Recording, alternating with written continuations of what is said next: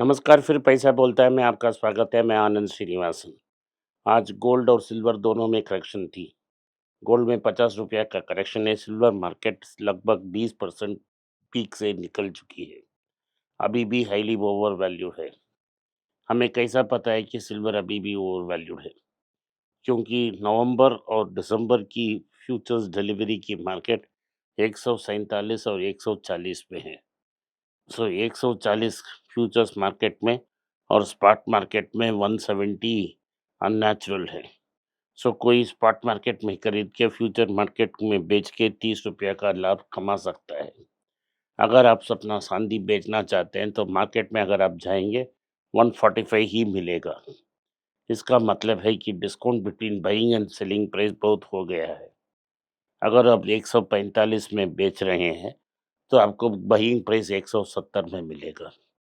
तो आपका real price 145 ही है, क्योंकि वही पेज पे आप इसको इन कैश या मोनेटाइज कर सकते हैं। उधर से 40% दाम लगाने से भी अपने पीक पे नहीं पहुंचेगी। ये बड़ा फॉल है। गोल्ड में भी गिरावट है और गिरावट आने की चांसेस हैं, क्योंकि ये टेक्निकल फॉल है और लोग प्रॉफिट बुकिंग कर रहे हैं। लेकिन जो मैक्रो इकोनॉमिक इंडिकेटर्स हैं वो गोल्ड के लिए फेवरेबल हैं। इन्फ्लेशन के बावजूद फेड 2 बार इस बार रेट कट करेगी इस साल, और पिछले बार एक बार कर चुकी है। सो फेड रेट कट करेगी, करेंसी को सस्ता करेगी और कर्ज लेना अमेरिका में आसान हो जाएगा। लगता है कि क्वांटिटेटिव टाइटनिंग को भी कम बंद कर सकते हैं, तो इससे लिक्विडिटी भी ऊपर हो सकती है। मार्केट को ये सब बहुत अच्छी लगती है, तो इसलिए अमेरिकन मार्केट रिकॉर्ड हाई में थी। गोल्ड में प्रॉफिट टेकिंग कितना दिन तक चलेगा मुझे पता नहीं, लेकिन मेरा ख्याल है जब तक का सिल्वर का मार्केट स्टेबलाइज नहीं होता, तो गोल्ड भी गिरता रहेगा। लेकिन कितना गिरेगा, कितना प्रॉफिट बुकिंग होगा, इस पर हम बहस नहीं कर सकते। लेकिन ये आपके लिए एक बाइंग अपॉर्चुनिटी है। तो आप इस बाइंग अपॉर्चुनिटी को थोड़े-थोड़े गोल्ड खरीद कर आप अपने बाइंग अपॉर्चुनिटी को संतुष्ट कर सकते हैं। लेकिन मार्केट तो ऑल टाइम हाई के पास पहुंच गया है। अमेरिका में ऑल टाइम हाई लग गया है और निकी में पहली बार 50,000 क्रॉस कर चुकी है। माउंट 50,000 को पार कर चुकी है। जिन्होंने पिछले 2-3 साल से अच्छी इन्वेस्टमेंट की जापान और यूएस में, उनकी अच्छी रिटर्न्स है, भरपूर रिटर्न्स हैं। लेकिन ये रिटर्न्स स्क्यूड हैं। जिन्होंने आर्टिफिशियल इंटेलिजेंस और मैग्निफिसेंट 7 में इन्वेस्ट की, उनकी ही प्रॉफिट्स हैं। और अगर आपने बर्कशायर हैथवे में इन्वेस्ट किया है, वो अच्छा रिटर्न है, लेकिन ये performance gap between S&P 500 and Berkshire Hathaway widest है। ये इसलिए है क्योंकि उसने एप्पल स्टॉक्स को बेचकर बॉन्ड्स में डाल दी है। बफेट के पास लगभग $4 बिलियन यूएस ट्रेजरी में है। ये हाईएस्ट है। ये 5th largest holder of treasury बन चुके हैं। तो मार्केट करेक्शन के लिए ड्यू है, लेकिन कब करेक्शन होगा इसके बारे में किसी को भी पता नहीं। किसी एक दिन अचानक मार्केट गिर सकती है। जब अमेरिका की मार्केट गिरेगी तो सारे मार्केट इसके साथ गिरेंगे। आज भारत में तो अच्छे दिन थे, मार्केट के लिए अच्छे दिन थी। मार्केट के लिए लगभग 170 पॉइंट निफ्टी ऊपर गई, बैंक निफ्टी 400 पॉइंट ऊपर गई। सो मतलब है कि सेंसेक्स 550 से 600 पॉइंट ऊपर गई होगी। तो ये ओवरऑल अच्छे हैं। हमने बैंक्स और अन्य स्टॉक्स में पोजीशन ली। सारी स्टॉक्स अच्छी कर रही हैं। हमें इनको गिनाने में कोई मतलब नहीं है। लेकिन जो हमारे रिकमेंडेशंस हैं, ये सारे अच्छे कर रहे हैं। इन सब क्या हो रही है, क्योंकि फेड रेट कटने से हमारा भी रेट कट आ सकता है नवंबर में। आज रिलायंस ने बड़ा जंप था, लेकिन ये अनएक्सपेक्टेड है, क्योंकि रिलायंस की प्रॉफिट्स में कम होने की चांसेस बहुत हैं। क्योंकि उन्होंने रॉसन सॉफ्ट से जो डील उन्होंने इनकी हर दिन 500,000 बैरल खरीदने का, वो ख़त्म हो चुकी है, खरीद नहीं पाएँगे। तो उनकी प्रॉफिट्स में हिट हो सकती है, लेकिन कितना हिट होगी इसके बारे में कोई न्यूज़ नहीं है। लेकिन मार्केट ने इसको इग्नोर किया और इसके कारण रिलायंस की शेयर भी आज ऊपर थी।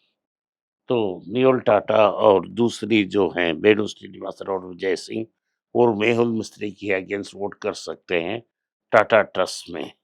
इससे क्या होगा कि मेहुल मिस्त्री के पास कोई और चारा नहीं होगा, वो उन्हें केस पे फंसा उन पर लीगल एक्शन लेने के सिवाय। लेकिन लीगल एक्शन भी कुछ नहीं होगा क्योंकि ब्रांड नेम तो टाटा की है।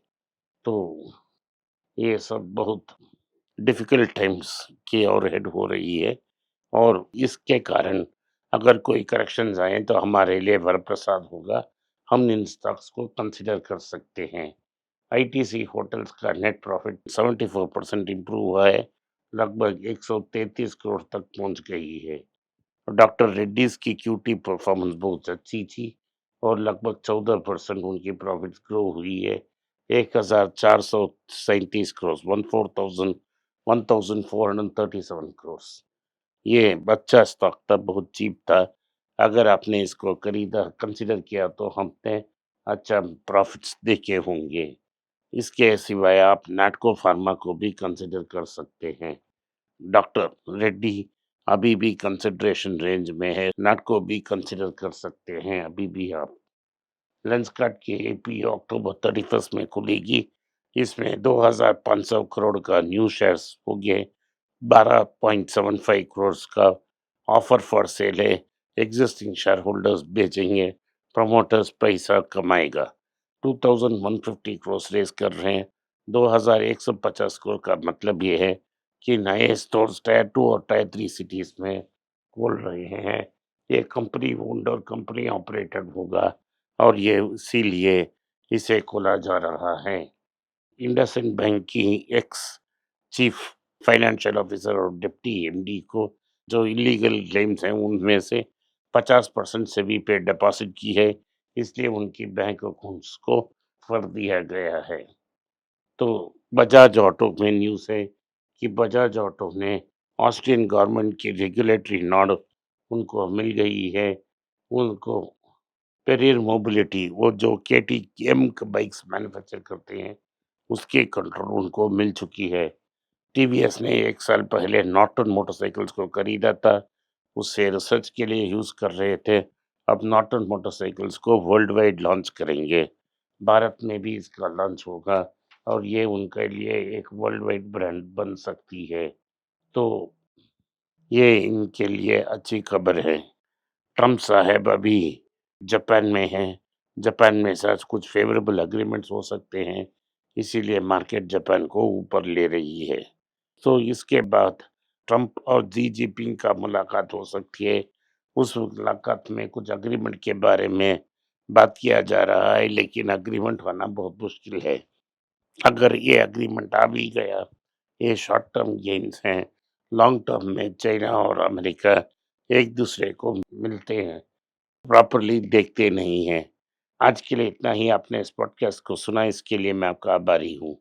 हो सके तो वीडियो को लाइक कीजिए, चैनल को सब्सक्राइब कीजिए और बेल नोटिफिकेशन दबाएं। इस वीडियो को अपने दोस्त और रिश्तेदार के पास भेजें और उन्हें देखने की आग्रह करें। नमस्कार, धन्यवाद, जय हिंद। नीचे एक ईमेल स्क्रॉल हो रहा है, इसका ईमेल एड्रेस है पैसा बोलता है .np@gmail.com। अगर आप मुझसे संपर्क करना चाहते हैं तो इस ईमेल में मेल भेजें, मेरी टीम आपसे बात करेगी। फिर से बता रहा हूँ मैं, पैसा बोलता है .np@gmail.com। इसमें आप मेल भेज सकते हो, मेरा टीम आपसे संपर्क करेगा।